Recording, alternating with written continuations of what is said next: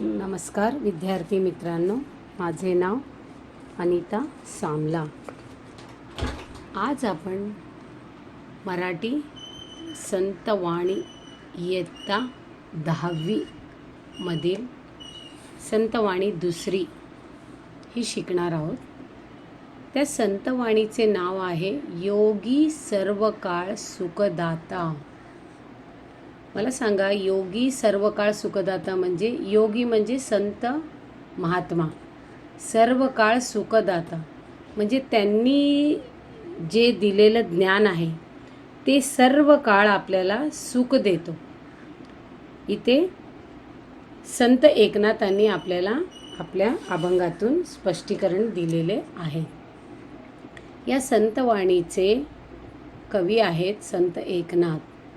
त्यांचा जन्म 1533 ते 1599 पर्यंतचा काळ आहे। त्यांनी भागवत संप्रदायातील थोर संत कवी होते। संत एकनाथ हे भागवत संप्रदायातील थोर संत कवी होते। 16व्या शतकातील महाराष्ट्राच्या सांस्कृतिक प्रबोधनाचे प्रवर्तक एकनाथी भागवत आणि रुक्मिणी स्वयंवर आणि भावार्थ रामायण इत्यादी ग्रंथ, अभंग, अनेक आख्याने, गवळणी, पदे, अनेक भारुडे अशी त्यांची बहुआयामी लेखन संपदा आहे। त्यामध्ये बहुश्रुतता, समन्वयशीलता, सामान्याच्या उद्धाराची तळमळ,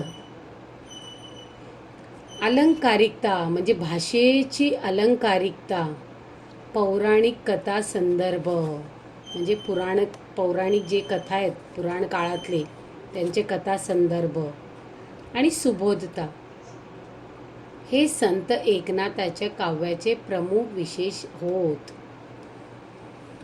त्यांनी प्रस्तुत अभंगात बघा, योगी पुरुष आणि पाण्याची तुलना केली असून योगी पुरुष हा पाण्यापेक्षा श्रेष्ठ आहे हे विविध दृष्टांतातून संत एकनाथांनी स्पष्ट केले आहे। या अभंगामध्ये योगी पुरुष आणि पाणी यांची तुलना म्हणजे काय, कंपॅरिझन केलं आहे। कोण श्रेष्ठ आहे? इथे संत एकनाथ काय बोलतात की योगी पुरुष हा पाण्यापेक्षा पण श्रेष्ठ आहे। हे त्यांनी आपल्याला दृष्टांतातून म्हणजे त्यांच्या अनेक उदाहरणातून त्यांनी लिहिलेलं आहे, ते आपण पाहूया। यहाँ पे योगी पुरुष और पानी इन दोनों के बीच में कंपैरिजन करके संत एकनाथ ने बोला है कि पानी से भी श्रेष्ठ है योगी पुरुष। वो किस तरह, इसके अनेक एग्जाम्पल उन्होंने दिए, वो एग्जाम्पल हम लोग अभी देखते हैं। आता कवितेच्या ओळी पाहूया। जेवी चंद्र किरण चकोरासी, जेवी चंद्र किरण चकोरासी, पंखोवा जेवी पिलियासी, पंखोवा जेवी पिलियासी, जीवन जैसे का जीवासी, तेवी सर्वासी मृदुत्व। आता बघा, प्रत्येक अवघड शब्दाचे शब्दार्थ मी खाली दिलेले आहे, ते तुम्ही आपल्या वहीमध्ये नोंदवू शकता।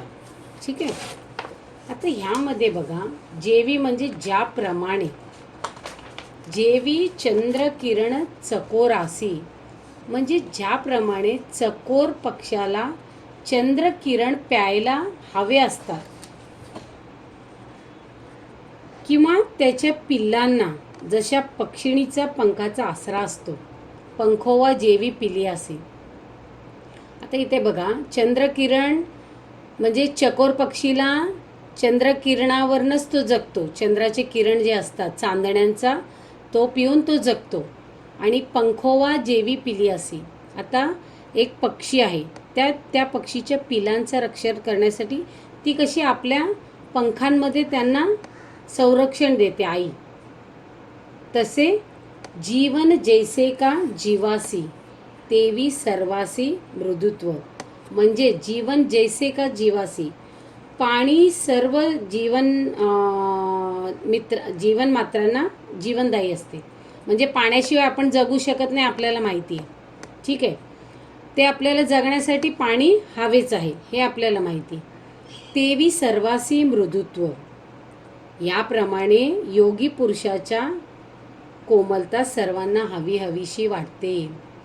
म्हणजे इथं संत एकनाथ कसे म्हणतात की जीवन जगण्यासाठी जसे पाण्याचे महत्त्व आहे, तसेच योगी पुरुषाच्या तत्वज्ञानाचेही तेवढेच महत्त्व आपल्या जीवनात आहे. यहाँ पे देखो, मैं हिंदी में थोड़ा स्पष्टीकरण बताऊंगी. जेवी चंद्र किरण चकोरासी पंखोवा जेवी पिलियासी. जिस तरह चकोर पक्षी चांदनी जो होती है वो पीकर वो जगता है, वो जीवन जगता है, वैसे ही पंखोवा जेवी पिलियासी, जैसे एक पक्षिणी उसके बच्चों को सेफ्टी के लिए अपने पंखों में वो लपेट लेती है, उसी तरह से जीवन जैसे का जीवासी, मतलब जीने के लिए जैसे हमें पानी की आवश्यकता है, उसी तरह तेवी सर्वासी मृदुत्व, उसी तरह हमें योगी पुरुष की ज्ञान की भी उसी तरह हमें ज़रूरत है. यहाँ पे संत एकनाथ ने हमें बताया.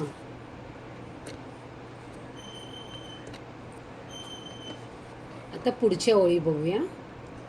जळ वरी वरी क्षाळी मळ. जळ वरी वरी क्षाळी मळ योगिया सभाय करी निर्मळ. उदक सुखी करी एक वेळ योगी सर्व काळ सुखदाता. आता इथे बघा, जळ वरी वरी क्षाळी माळ. पाणी वरवरचे डाग किंवा मळ धुवून टाकते, पण योगी सर्वांची मने अंतर्बाह्य निर्मळ करतो. आता इथे उदाहरण किती सुंदर दिले बघा. जसं एक मनुष्य आता चिखलातून पडून आला समजा, तो मळ धुण्यासाठी आपण काय करतो, पाणी ओतून घेतो. म्हणजे आपल्याला काय वाटतं, माझ्या अंगावर चढलेला मळ धुवून गेला, मी स्वच्छ झाली. ठीक आहे, मग इथे योगी काय बोलतात बघा, योगिया सबाह्य करी निर्मळ. म्हणजे योगीचे ज्ञान कसे असते, सबाह्य करी निर्मळ, म्हणजे अंतर्मन पण ते साफ करतं. पाण्याने अंतर्मन साफ करतो का आपण, नाही. तर योगी पुरुषाचे ते ज्ञान आहे, ते आपल्याला सबाह्य निर्मळ करी, म्हणजे आपल्या अंतर्बाह्य मनाला तो निर्मळ करतो. उदक सुखी करी एक वेळ योगी सर्व काळ सुखदाता. उदक म्हणजे आपलं पोट. ठीक आहे, आता पोटाला अन्न पाणी लागतं. आपण तहान लागली की काय करतो, पाणी पितो. मग आपल्याला काय वाटते, बाबा मला तहान लागली, माझं पोट भरलं पाणी पिल्यानंतर. पण योगी सर्व काळ सुखदाता. योगीचे जे ज्ञान आहे ते सर्व काळ आपल्याला सुख देते. म्हणजे एक वेळ पाणी पिल्यास आपल्याला पोट भरतं, पण योगीचं ज्ञान कसं आहे, आपल्याला मरेपर्यंत तो ज्ञान आपल्या बरोबर असतो, असं संत एकनाथ सांगतात. अभी देखो हिंदी में, जळ वरी वरी क्षाळी मळ योगिया सबाह्य करी निर्मल. मतलब हम लोग अगर कीचड़ में हम लोग पूरे बदन को कीचड़ लगा है, वो धोने के लिए क्या करते हैं, हम लोग पानी से अपने शरीर को स्वच्छ धोते. ठीक है, फिर हमें लगता है कि हम लोग अच्छे से क्लीन हो गए. ऊपर से हमें दिखता है ना कि सारा मैल हट गया, अभी हम लोग क्लीन हो गए. ठीक है, बट यहाँ पे योगिया सबाह्य करी निर्मल. बट योगी का ज्ञान ऐसा है कि वो अपना अंतर्मन और बाह्य मन दोनों साफ करता है. पानी से तो धुला हुआ मैल दिख जाता है, बट जिनके मन में अगर मैल है वो अच्छे जो ज्ञान हम लोग लेते हैं उसी से उनका जो मन में जो खटास है वो धुल जाता है। मतलब दूसरों के प्रति अगर आपको क्रोध भावना है, ईर्ष्या है, वो किस तरह से धुल जाता है जब भी हम लोग संतों के जो सुनते हैं, जो प्रवचन, वो सारी चीज़ें सुनते हैं, अच्छी बातें, तभी अपना अंतर्मन और बाह्य मन वो निर्मल बना देता है। उदक सुखी करी एक वेळ। यहाँ उदक मतलब क्या? अपना पेट। अपने पेट में अगर प्यास लगी है बहुत ज़्यादा तो हम लोग क्या करते हैं? पानी पीते हैं। तो हमें लगता है कि बाबा प्यास लगी थी, पानी पिया, मेरा पेट भर गया। पण योगी सर्वकाळ सुखदाता। बट योगी का ज्ञान ऐसे नहीं होता कि आपको भूख लगे तो ही वो आपकी प्यास मिटाता है। आपको भूख नहीं लगी तो आपके आलोचना से वो बाहर निकल जाता है। नहीं, एक बार हम लोग उनसे जो ज्ञान लेते हैं वो अपने जीवन मरण तक अपने साथ रहता है। आता पुढच्या ओळी, उदकाचे सुख ते किती। उदकाचे सुख ते किती। सवेची क्षणे तृषिते होती। सवेची क्षणे तृषिते होती। योगिया दे स्वानंद तृप्ती, सुखासी विकृती पै नाही।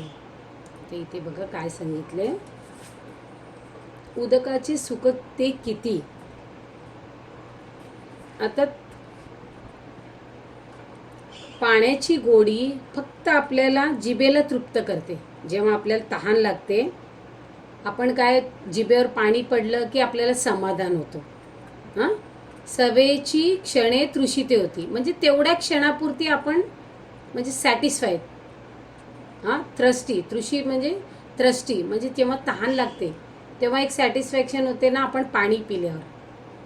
तर इथे तेच सांगतात, उदकाचे सुखते किती, सवेची क्षणे तृषिते होती।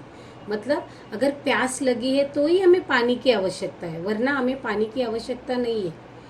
उसी पानी पीने के बाद हमारी प्यास बुझ जाती है तो हम लोग नॉर्मल हो जाते हैं वापस से। बट यहाँ योगिया ते स्वानंद तृप्ती, सुखासी विकृती पै नाही। परंतु इथे योगी पुरुषाने दिलेला गोडवा सर्व इंद्रियांना शांत करतो, समाधान देतो। म्हणजे योगी जो ज्ञान आपल्याला देतो ते आपल्या शरीरातील जेवढे पण इंद्रिय आहेत, पंचेंद्रिय बोलतो ना आपण, ते इंद्रियांना सुख देतो, समाधान करतो। असं पाणी आणि योगी यांचे वर्णन संत एकनाथांनी केले। यहाँ पे बोलो योगी का कैसे एग्जाम्पल दिया, देखो, योगिया दे स्वानंद तृप्ति, सुखासी विकृति पै नहीं। विकृति मतलब गलत जो चीज़ें हम लोग बिहेव करते हैं ना, चुकीची वागणूक, ठीक है। तो योगी का ज्ञान हमें वो चीज़ें करने से रोकता है।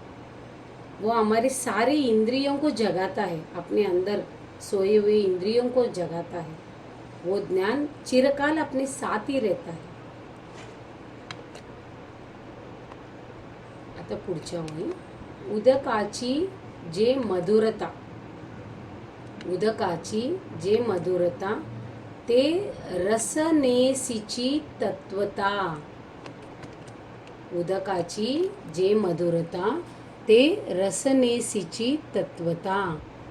योगियाचे गोडपण पाहता, होय निवविता सर्वेंद्रिया। आता इथं काय बोललंय बघा, उदकाची जे मधुरता ते रसनेसीची तत्वता। आता ढगातून पाणी खाली जमिनीवर पडते नाही।